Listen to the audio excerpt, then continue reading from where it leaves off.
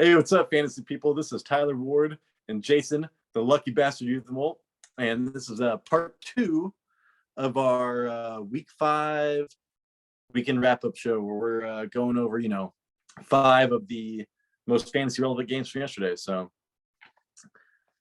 check out our first episode, and don't forget to like and subscribe if you can. Hit that thumbs up button or that thumbs down. Just make an impression, do something. That's okay. Or do nothing. It's, your life. But it would make us feel real good. Like, honestly, that's that feel good stuff right there is getting thank you to number 20. Number 20, that was huge, man. It was like, I almost couldn't sleep last night. It was like Christmas morning. Actually, I didn't find out until this morning, so that's a lie. I woke up at, like it was Christmas. I woke up at 4 o'clock and I went straight to YouTube and I saw it. And I was like a vampire. I was just like so awake. I was like, number 20. I was thinking it's like Jonah Hill, when he sicks himself with the adrenaline or whatever. Yeah, get him to fat Greek wedding or get him to the Greek. Get him to the Greek. Yeah. Anyways, yeah. So this is it. Cowboys versus the Rams. Cowboys 22, Rams 10. This is the way the Cowboys should play. Jason and Dak Prescott is their quarterback. They should run the ball and play defense. Yeah, totally agree with you. Part of the reason why I want to watch this game, other than I'm a Cowboys fan, is I want to discuss it because we haven't done a Rams game since the first game of the season against the Bills. So I wanted to discuss them. And it's funny because the first thing I noticed in the first game the Rams played against the Bills was Darrell Henderson was the starter. And I was like, oh my God, you're pure genius, Tyler, pure genius. And then the starting running back for the Rams in week 5 against the Cowboys was Cam Akers. So I was like, oh man, poor Tyler. He's got him. No, Tyler traded him away. Darrell Henderson away. He knows. He's got an inside source with the Rams. He knows. And the thing is, it's like you could tell the Rams they're forcing Cam Akers to be the starter. They are forcing it. They were giving him the ball, even that he looked awful. I don't think Darrell Henderson even picked a rushing yard. I don't think he got rushed. He got a couple targets. I was going to check to see if he was injured when I was going through this, and then all of a sudden I went to the receiving stats, and I was like, oh, he did play. Yeah. 5 targets, 0 receptions for Darrell Henderson. A lot of them were kind of like fade routes. I don't know why they were doing He's fade the routes. better runner, man. He's the better runner. If the Rams are going to be good this year, he's going to be the best runner on the team. And it's funny, you're saying we did the first game, on the Rams. Things have not gotten better, dude. It's they're the same. Yeah, the exact same. Maybe even worse, Cam Akers was 13 for 33, 0 touchdowns, 0 receptions on 1 target. The running game is not there. Their running backs are not there. I think they had a concern. I think for some reason the coaching staff feels Cam Akers is the better running back, while Darrell Henderson has looked like the better running back. But right now, if you can't run the ball, it's definitely hard to throw the ball. So do you want to own either? If you're going to own any right now, you got to own Cam Akers because Darrell Henderson didn't even get a rush, right? And they just kept feeding the ball to Cam Akers. So if you're going to own anybody, I would own him. But play him, I don't know. Don't get me wrong. The Cowboys defense looked great yesterday. They looked great. He might be a matchup player when you play him, Cam Akers. Some weaker run defense. Like the Lions or something, yeah. Yeah, like you start everybody against the Lions. Or the Chargers, maybe. But yeah, Chubb just ran. I mean, he's the number 1 fantasy running back in the league right now. But Chubb ran against the Chargers. Oh, okay. I was 2 touchdowns, like 150 yards or something like that. But yeah. Cam Akers, I'm going to own anybody. I'm going to own him. And then I was watching the Cooper Kupp touchdown and if you take that touchdown away from him, it was pretty average day. Pretty terrible for him. So it's the Rams are concerned, man. Overall, Cooper Kupp's getting his, but you almost saw the floor, which would have been 6 for 50, or something like that. No touchdowns. Mm-hmm. That was like the whole Rams offense. There was 2 big plays the Rams pulled off that were 50 yards or more. Other than that, their offense was non-existent. they looked horrible. And then, like Well, I said, the Cowboys defense looked good, but this is a defending Super Bowl team.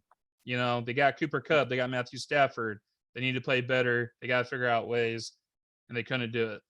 and if you're looking for I think it's like a best ball or something, that Tutu Atwell for the Rams. I was watching him, dude. He's like so fast. He almost caught another deep bomb. So he got 154. He almost got it like a 75-yard touchdown.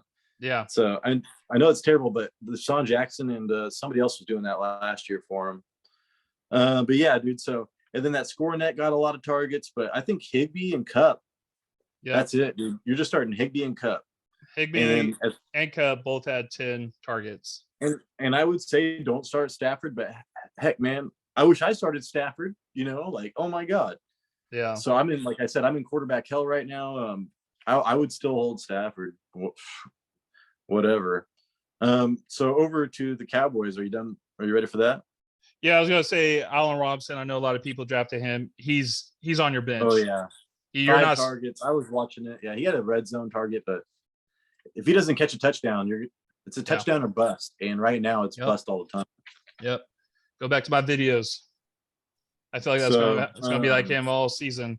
For the Cowboys, I'm not really putting Cooper Rush on there. Cooper Rush just did his thing. He managed the game, right? He only had like 105, 110 passing yards, but he didn't really need to pass all that much because for one, I think they were there was only about 3-4 minutes when they didn't have the lead. And what did Rush do? He took him down he took him down and score. For most of the time, they were trying to just keep the ball out of the Rams offense, and they just ran the ball. I think they had a total between Pollard and Zeke Elliott. They had a total of like 168 yards rushing. And what you said in the beginning, that's the way they need to go, even with Prescott coming back. Well, they ran the ball twice as much as they passed it. I'm just looking at the math right now. Yeah. So it's just like it's usually flipped.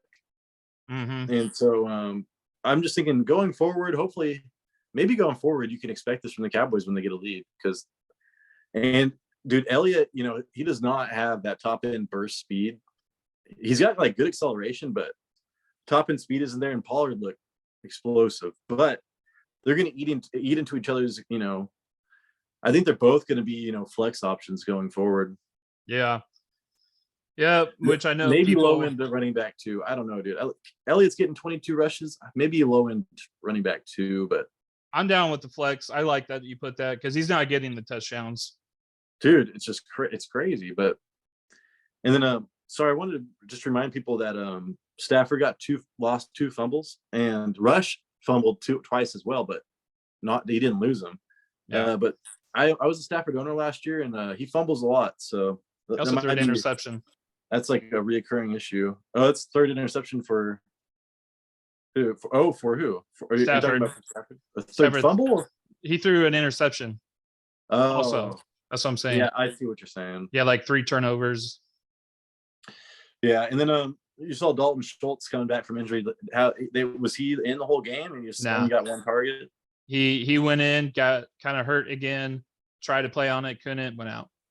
It's all right. So Schultz, you drafted him. You're going to want to keep an eye out for him. That Brown guy, I thought he was only going to be good with Rush, but when he's only thrown for 100 yards, you're going to only want to start. And then Gallup is getting more and more involved, and he looks good. And as soon as Dak comes back, Gallup has a good chance to be their number 1 again. So yep. I feel like there was only one really deep ball that they threw. It was to Gallup when it's really really needed it too. It was like 3rd and like 11 or something like that. Other than that, it was pretty short passes. Rush did have some good throws over the middle. CeeDee Lamb, 5 for 53, 0 touchdowns, 8 targets. Another drop.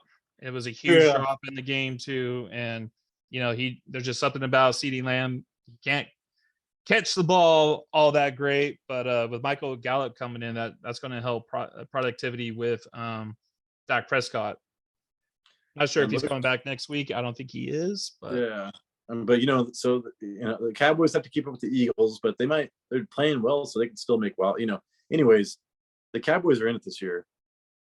And I forgot what I was going to say The about that. defense is a big part of that. I was going to say their defense is amazing. So it's going to keep them in a lot of games.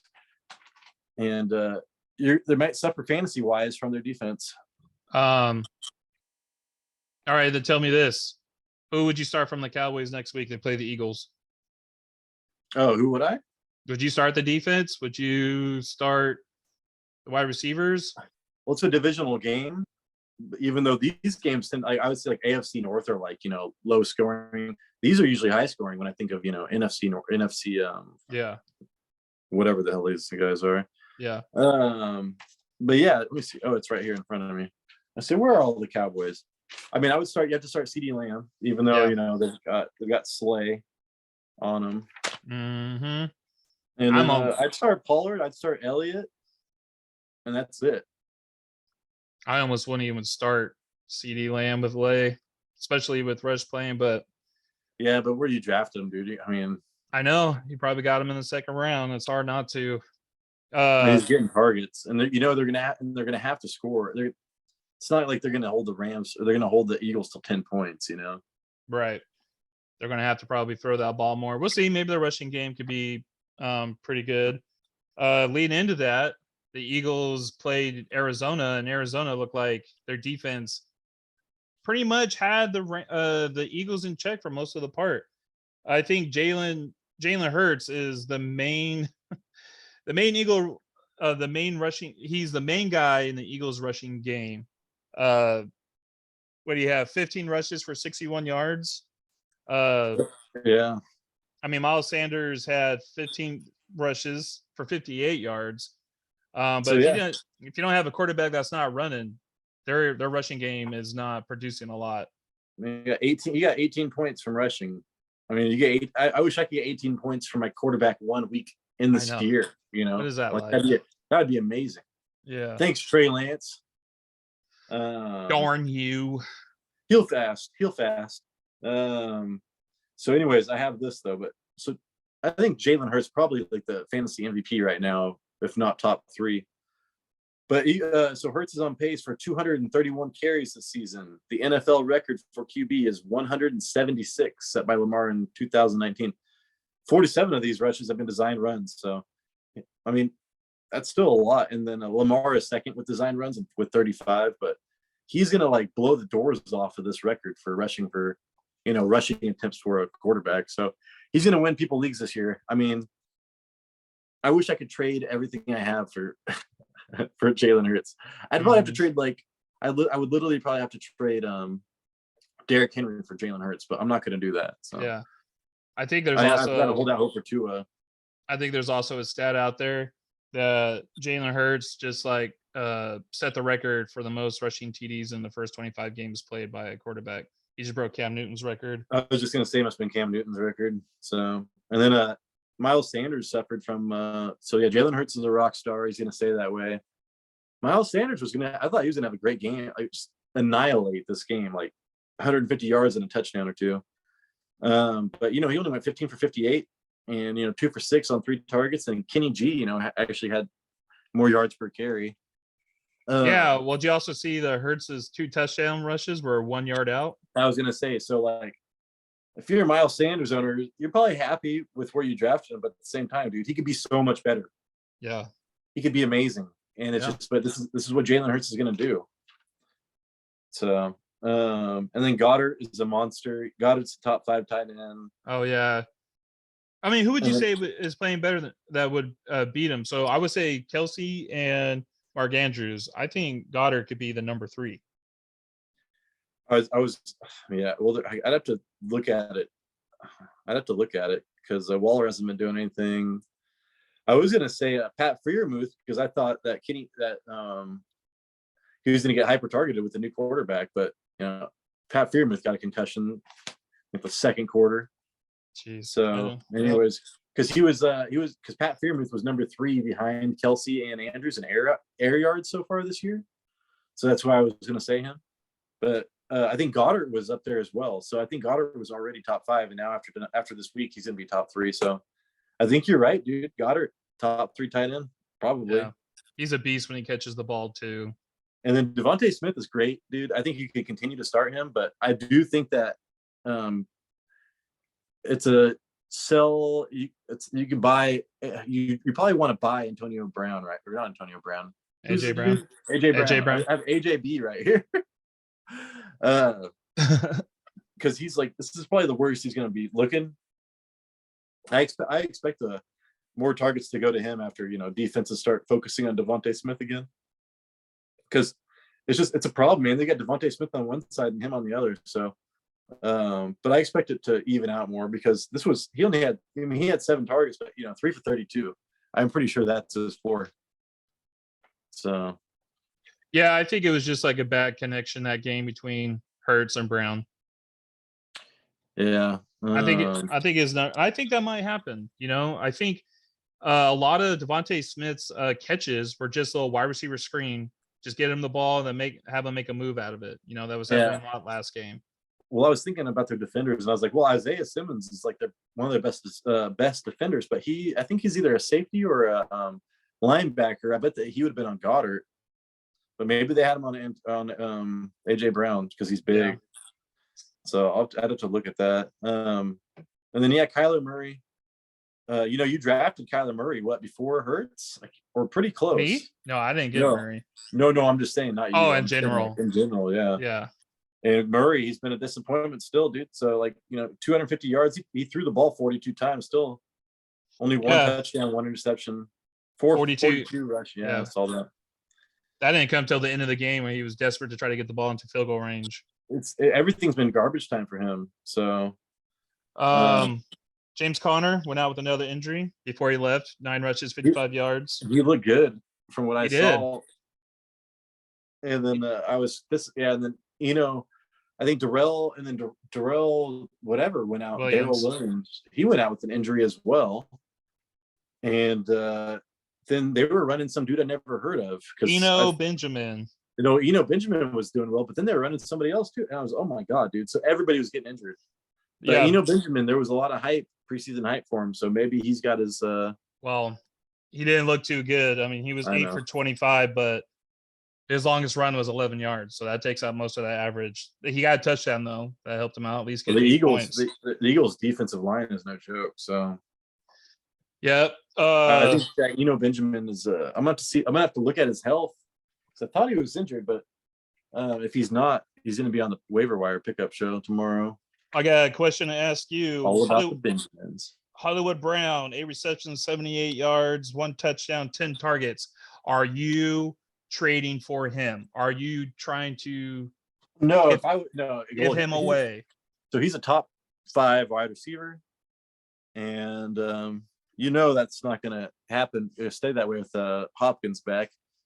And whatever they've been doing hasn't been working, right?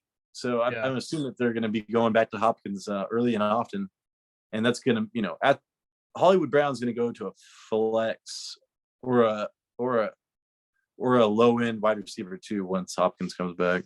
I think he's a trade high right now. He's got 1 more week, and you know who they play next week? Seattle. Yeah, so Seattle's you can score on Seattle. I'll be at that game. Oh man, we're like a real TV show, man. We're a real whatever you call these things, content create, whatever we're aspiring to be. We're really like that. Yep. I don't even like the teams. I'm just going for research. We're boots on the ground. You got to do a live. You can do a live show. I know. Maybe I'll do like a short real quick. I'd be like, everybody, I'm here. Yeah. Off of Are you gonna be here on Friday night? No. Damn it. I was gonna drink beers and do this thing. I'll be here Monday. I'll be back on Monday, but I'll just do it by myself. I'll just drink and do it by myself. Hey everybody. Leave a comment, like and subscribe. I'm just gonna repeat like and subscribe for an hour and a half. Bush. Okay. Anyways, I'm saying I would trade high on Hollywood Brown if I can. I would try to get rid of him. Yeah, but Rondell Moore, ever since he's been coming back from injury, now this is the most he's been involved. He got 8 targets. Yep. 7 for 68. In our league, that's 9.5 points. So, I mean, he's worth picking up maybe to start next week, but you're going to want to see how all this shakes up when Hopkins comes back, because it's going to be like 3 mouths to feed in one offense. And then, not to mention Zach Ertz, and Zach Ertz isn't going away. Like his 10 targets is probably going to go down to like 7. Yep. But Zach Ertz, if you want, he's been a great tight end for getting 7 points a week. Yep. AJ Green was in there getting 5 targets, but he's been a non-factor. You don't nothing. There's nothing to worry about AJ Green. Yeah. And then Jason, last game, you want to try to get to it?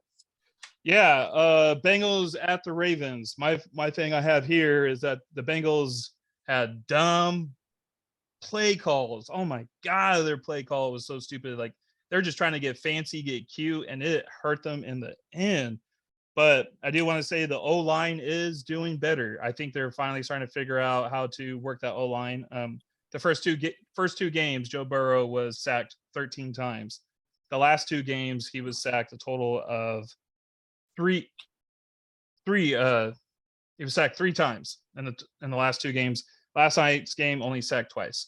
So apparently they have improved the passing protection, but they still don't have a run game.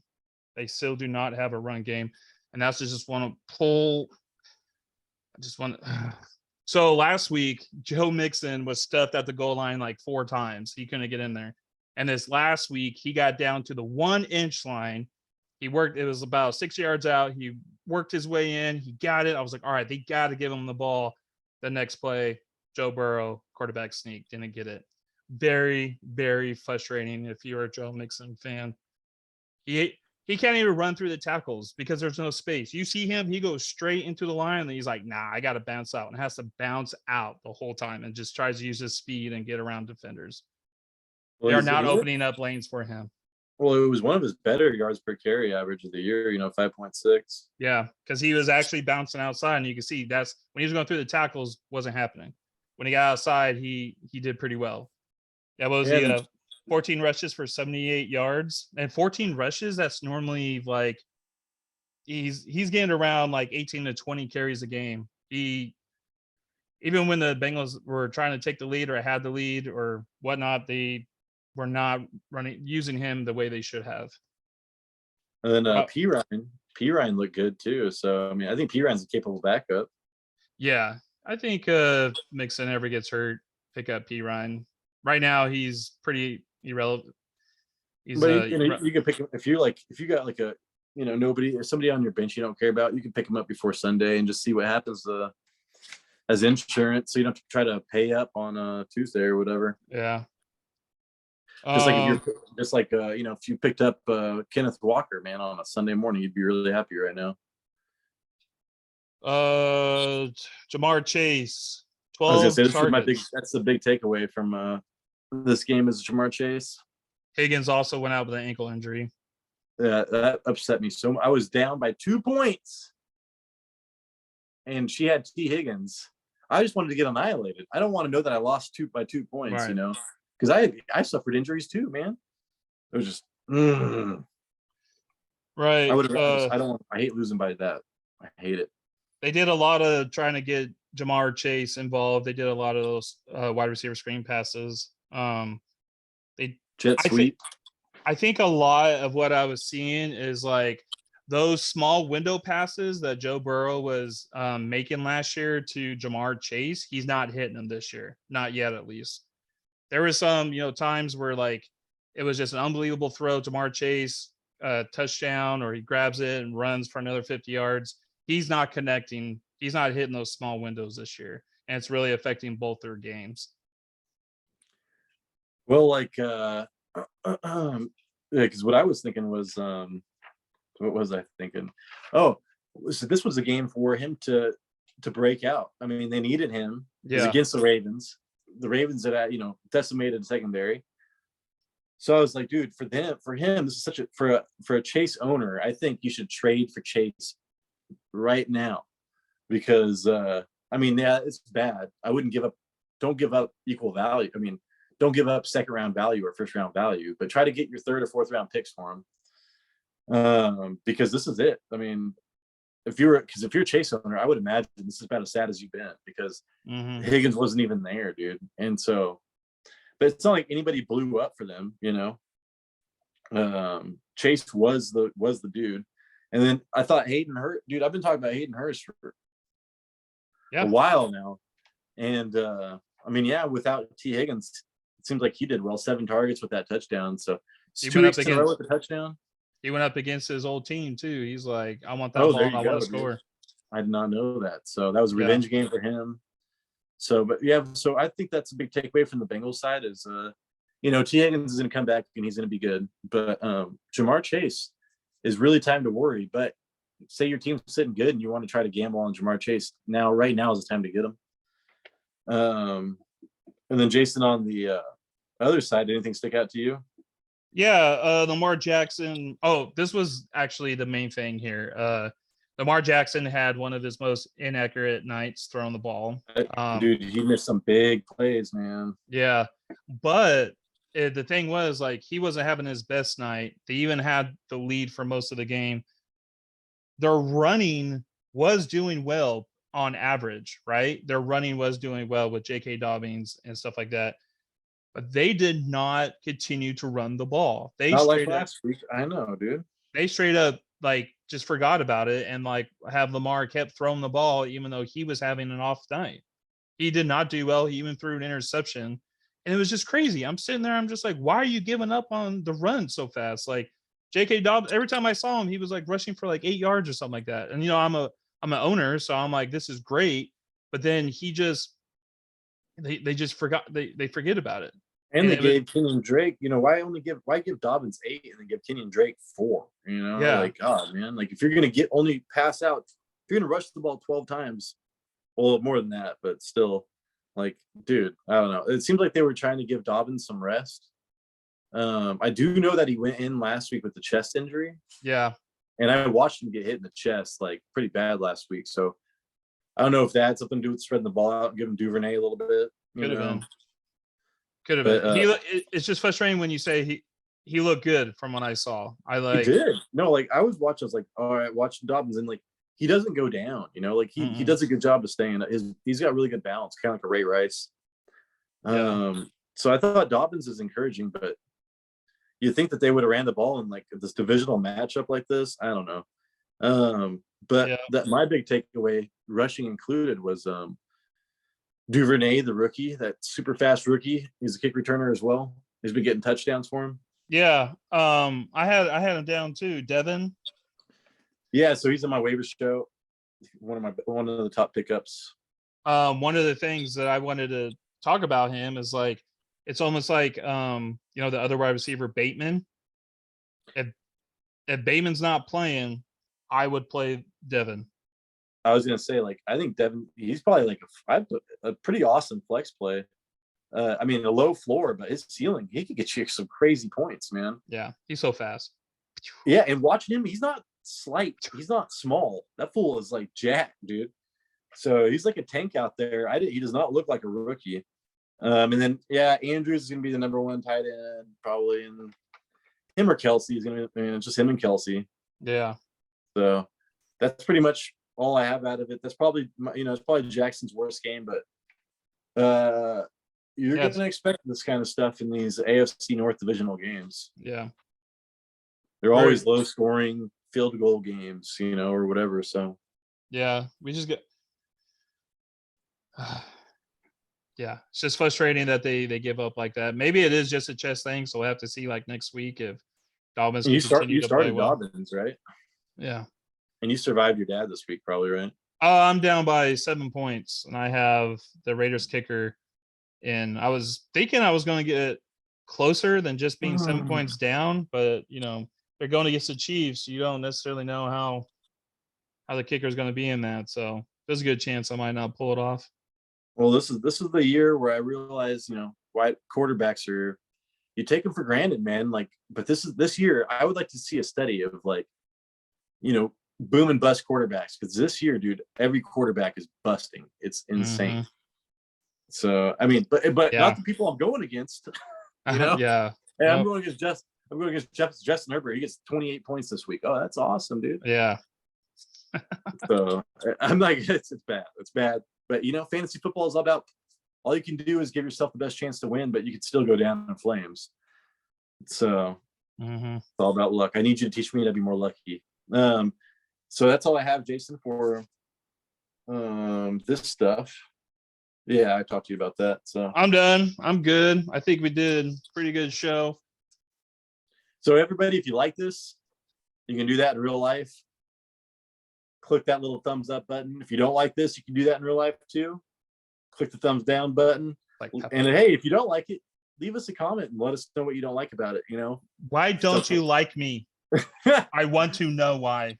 Or what kind of data you want us to present, or how else you want to present it. Yeah, that's pretty good. And I'm sorry about technology. We're going to catch up on technology eventually. We're just trying to get comfortable in front of the camera and our data stuff set up. So, I'm eventually going to get a laptop, and we'll get all of our technology figured out by next year, probably. Because we're poor, dude. We're super poor. We live paycheck to paycheck, just like you. Yep. We're all common folk. We're all Harfoots, man. I watch Fast and Furious just like a normal guy. We just live our life a quarter mile at a time. I wish I can't even afford to drive a quarter mile anymore, dude. It's like $6 a gallon. I can't even afford a family like Vin Diesel. All right. Anyways, this was a fantasy footballing show. Thanks for watching, and look out for the waiver show coming up next. Later. Bye.